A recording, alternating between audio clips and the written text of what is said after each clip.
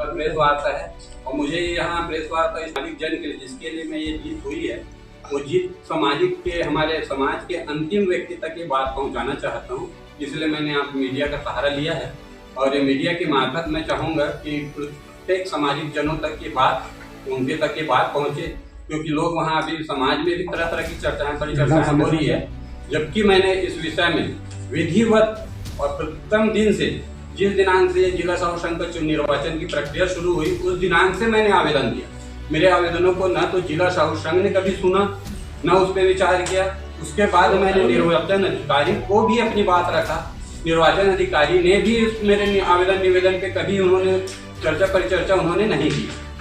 उसके पश्चात मुझे मजबूरन जब चूँकि अभी समाज के संगठन में स्थिति ये है कि हमारे जिला साहू संघ का एक पंजीकृत संस्था है और एक पंजीकृत संस्था होने के कारण इसकी उच्च सदन इकाई होती है फर्म एंड सोसाइटी। तो मुझे फिर मजबूरन फर्म एंड सोसाइटी में जाके अपनी बात को रखना पड़ा और फर्म एंड सोसाइटी में भी लगभग 15 से 17 पत्र व्यवहार हुए था। वहाँ 27/9/2022 को मैंने जिला साहू संघ को किया था, जिस दिनांक को ये कोई चुनाव संपन्न नहीं हुए। मेरी पहली आपत्ति उसी दिनांक से हो गई थी, ये चुनाव के पहले, क्योंकि ये जो इन्होंने जो प्रक्रिया अपनाई हुई थी प्रतिनिधि प्रणाली उसके विरोध में था। प्रतिनिधि प्रणाली क्या है मैं आप सबके जानकारी में बता देना चाहता हूँ। 4 करीब मतदाता हैं जिसमें समस्त आजीवन सदस्यगण हैं, साथ में हमारे समस्त जो वार मंडल तहसील और जिला के जो सदस्यगण हैं उनके को अधिकार और हक को उन्होंने वंचित करते हुए सीधा मात्र 32 लोगों के ने इस बार का जिला अध्यक्ष का चयन किया। मेरा विरोध उसी बात पे था कि भाई हम इतने लोग हैं, हमारे आजीवन सदस्य है, इस आजीवन सदस्यता के लिए हमसे शुल्क ली गई है, जो पद्धति थी वो गलत हुआ। तो उसी टाइम में क्यों अपील क्यों नहीं की गई? क्योंकि मैं बता रहा हूँ कि इस चुनाव से पहले मेरे यहाँ के मेरे भाई कमल किशोर साहू जी पूर्व अध्यक्ष रहे हैं जिला साहू संघ, लेकिन इस प्रणाली में ये प्रदेश साहू संघ के दबाव में थे और प्रदेश साहू संघ ने बार बार ये धमकी दिया कि आपको ये भंग कर दी जाएगी। इन्हीं दबाव को देखते हुए और उन्होंने भी नहीं, मैं पूर्व अपने प्रथम जो शिकायत पत्र मैंने जिला अध्यक्ष माननीय कमल किशोर साहू जी को ही दिया है। उसके बाद भी वहाँ कोई निर्णय नहीं हुआ क्योंकि वो तो उस समय दबाव में थे।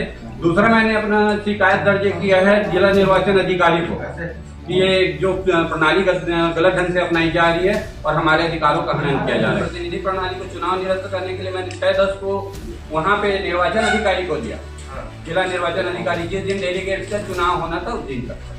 उसके बाद फिर ये 6 और 9 को चुनाव हुआ, 9 को संपन्न करवाएं। मैं फर्म एंड सोसाइटी में 10/11/2022 हो गया हूँ क्योंकि मुझे कुछ दस्तावेज कलेक्ट करने थे और दस्तावेज को मुझे तत्काल उन्होंने उपलब्ध नहीं कराई, इसलिए उसमें कुछ दिनों का समय लगभग 4000 मतदाताओं को वंचित कर दिया गया। हाँ जी, मैं इसी का मेरा मेन कारण वही था। पूरे प्रदेश सहित अपने जिले में भी साहू समाज के लोग की बहुत अधिक संख्या है। राजनांदगांव के जो वोट शेयर की बात करिए, संख्या की बात करें तो 35% वोट शेयर माना जाता है। तो एक साहू समाज का हर बार कहीं न कहीं मतलब उनका संदेश रहता है, एक नया चीज़ लेके आते हैं अपने समाज में उन्नति के लिए, उत्थान के लिए, और वो विचार समाज के हर वर्ग तक पहुंचाते हैं। लेकिन साहू समाज एक संदेश देने के साथ आज जो साहू समाज की ओर से एक साहू समाज के सदस्य ने एक प्रेस वार्ता दी और जिला साहू संगठन को उन्होंने मतलब एक चैलेंज किया कह सकते हैं, या एक नई चीज़ बताई कि वो वर्तमान में जो भागवत साहू है उनका जो पद है उनको शून्य करने के लिए। तो ये क्या बातें हैं, इस बातों को लेकर प्रेस वार्ता हो चुकी है और प्रेस वार्ता के बाद हम भागवत साहू जी से जो अभी वर्तमान स्थिति में साहू समाज के जिला अध्यक्ष है इनसे चर्चा करते हैं। भागवत जी बताएं आखिर मामला क्या है? जिला साहू संघ का चुनाव प्रदेश साहू संघ के दिशा निर्देश में संपन्न होता है और ये चुनाव हमारे 3 साल की कार्यकाल होता है और प्रदेश साहू संघ ने मुझे 3 साल के लिए निर्वाचन प्रमाण पत्र मुझे दिया है और मैं 3 साल तक इस पद पर कार्य करता रहूँगा। और कुछ लोग पत्रकार वार्ता के माध्यम से प्रदेश मेरे को नहीं समाज को चुनौती दे रहे हैं कि उन्होंने जिस पद्धति से जो चुनाव हुआ है उसको उन्होंने अवैध घोषित कर रहा है या हमारे चुनाव को शून्य बता के निरस्त बता रहे हैं। ये गलत है क्योंकि ये जो प्रक्रिया है पूरे छत्तीसगढ़ में लागू है और पूरे जिले में छत्तीसगढ़ की पूरे जिला में ये जो डेलीगेट पद्धति का जो चुनाव है ये पूरे जिले में लागू है। उनको जो शिकायतकर्ता को ये नहीं मालूम कि 2017 में हमारे छत्तीसगढ़ नियमावली में संशोधित नियमावली में डेलीगेट पद्धति के से चुनाव कराने का निर्णय, जिसमें उस निर्णय में पूरे प्रदेश के पदाधिकारी और पूरे संपूर्ण जिले अध्यक्ष के समक्ष ये नियमावली में संशोधन हुआ। उस समय संशोधन के समय हमारे जिले के भी अध्यक्ष जो रहे हैं कमल किशोर साहू भी और उससे पूर्व भी हमारे अध्यक्ष रहे हैं, उन लोगों ने सहमति दिए हैं और इसी सहमति के आधार पर हम प्रदेश साहू संघ में हमारे ये जो जितने भी हमारे जिले के जो अध्यक्ष हैं, कमल किशोर साहू स्वयं 2 बार डेलीगेट के मतदाता बनकर छत्तीसगढ़ में मतदान किया है। अगर ये पद को मतदान नहीं करेंगे ये तो वाइस प्रेसिडेंट वाला मामला क्या है इसमें? ये वाइस प्रेसिडेंट जो जो जो बता रहे हैं, क्योंकि डेलीगेट पद्धति में 2 जो चुनाव होते थे उसमें एक अध्यक्ष और एक महिला उपाध्यक्ष और एक पुरुष उपाध्यक्ष का चुनाव संपन्न कराए हैं, जिसमें 2 लोग हमारे जो नीरा साहू है और शैलेंद्र साहू।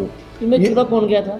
इसमें जो भागवत साहू जैसे निर्वाचित हुआ वैसे उन लोग भी वाइस प्रेसिडेंट के रूप में उन लोग निर्वाचित किए हैं। प्रदेश साहू संघ ने भी उसको निर्वाचित किए हैं।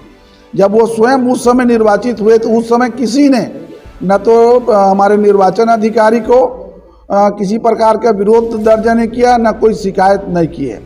जब निर्वाचन में जो इनके लोग जो कमल किशोर साहू जो हमारे प्रतिद्वंदी थे, जो चुनाव हार गए, हारने के बाद 1 महीने के बाद वो सहायक उपपंजीयक दुर्ग में जो शिकायत किया है वो निराधार है, क्योंकि उन्होंने संशोधित नियमावली का उस उपपंजीयक में उल्लेख ही नहीं किया है। अगर इसका उल्लेख कर देता तो उपपंजीयक को भी इन लोगों ने भ्रमित किया है, उस कॉपी को लगाए नहीं है। और उपपंजीयक द्वारा हम लोग का बिना तथ्य सुने एक पक्षी जो कार्रवाई किया है, उसके कारण हम लोगों ने इनका अपील पंजीयक शाखा। इसमें बीच में नोटिस की बात आ रही थी, नोटिस मिला सबको? नोटिस का हम लोगों ने जवाब दिए हैं। कब मिला? हाँ, नोटिस अपने को 6 महीना बाद जिसके देने के बाद 6 महीना बाद हम लोग को नोटिस मिले थे और वो नोटिस का हम लोगों ने जवाब भी उसको दिए हैं पंजीयक को। ये प्रेस वार्ता ये सारी बातें जब समाज की ओर से अब ये सीधे अब सुर्खियों में आ रही है और मीडिया में जा रही है, जैसे क्या इसे देख के क्या कहेंगे आप? इन लोगों जो है कुछ समाज में कुछ स्वार्थी टप के लोग रहते हैं, जिन्होंने लगातार 2 कार्यकाल तक न्याय प्रकोष्ठ के सचिव के पद पे यहाँ पे कार्य किया है, मनमोहन साहू जैसे लोग। अब उन लोगों को लगता है यहाँ से उनको कुछ लाभ रहता होगा, अब उनको कुछ नुकसान लग रहा होगा, तो इसलिए वो चाह रहे हैं कि भागवत साहू का चुनाव अवध निरस्त हो और हम लोग को पुनः यहाँ आने का मौका मिले। जब गलत था तो अपने भाई का जो चुनाव में जब पिछले बार भी मतदान नहीं हुआ था सर्वसम्मति से, अब तो उस समय क्यों नहीं किया किसी को मतदान में भाग लेने का? अच्छा, मनमोहन सिंह जी के भाई मतलब वो हैं कमल किशोर। जब कमल किशोर साहू सर्वसम्मति बना के ऐसे उन लोगों ने फार्म भरा, जबकि नियमता होना चाहिए था, इसमें सर्वसम्मति की बात नहीं है। जब 10 लोग हम नामांकन भरे हैं तो मतदान होना चाहिए था। इन लोग मतदान ना करा के आपसी समझौता किए, जिससे पूरे जिले में विरोध हो गया था कि हम लोग को मतदान के दिन बुला लिए और 5 लोग बैठ के अध्यक्ष चुन लिए। तो ये भी तो गलत था भाई, 5 लोग कैसे चुन लोगे जब हमारा हजारों में हमारे मतदाता है? तो उनका भी चुनाव जो तरीका था अगर इस नज़रिए से देखेंगे तो वो भी गलत था। चलिए, तो आपसे भागवत साहू जी जो जिलाध्यक्ष है साहू समाज के, इन्होंने साफ तौर पे उस जो प्रेस वार्ता हुई है उसे लगभग दरकिनारा कर दिया, उसे नकार रहे हैं, क्योंकि ये जो प्रदेश लेवल पे जो डिसीजन इन्होंने स्वीकार किया है और जिस चीज़ को फॉलो कर रहे हैं वो प्रदेशी बाइलाज के हिसाब से ऐसा चैलेंज की पुस्तिका भी है उसमें दर्ज है। अब ये अंदरूनी बात है, इसे लेकर समाज से अब बाहर ज़्यादा ना आए। तो हम भी ऐसा चाहते हैं कि समाज में एकीकरण रहे, एक बने रहें, ताकि समाज की एकरूपता दिखे और समाज में बेहतर काम हो सके। हमारा काम केवल ये है कि केवल आप तक बातें पहुंचाना, आरोप प्रत्यारोप लगते रहते हैं। मैं अखिलेश।